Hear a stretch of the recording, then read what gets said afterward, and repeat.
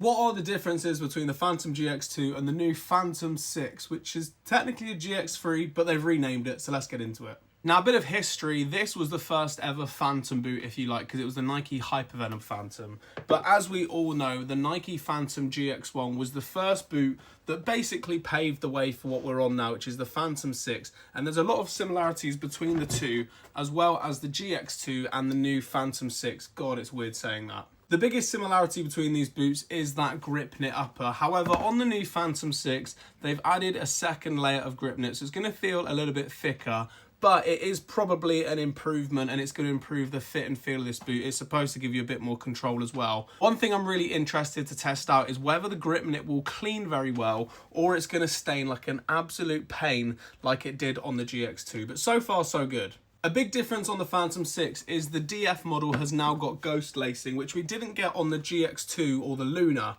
but you did get on the GX1 and also on the very first Phantom Vision that came out, and I think it was 2017, 2018.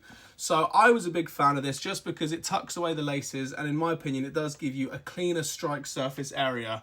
But that's the biggest difference between the Luna and the new Phantom 6. This is a good addition. So far, I'm happy. The last thing to mention is a slight difference in the sole plate, because the Cyclone 360 plate does make a return, but this time they've made the studs more sort of teardrop shape.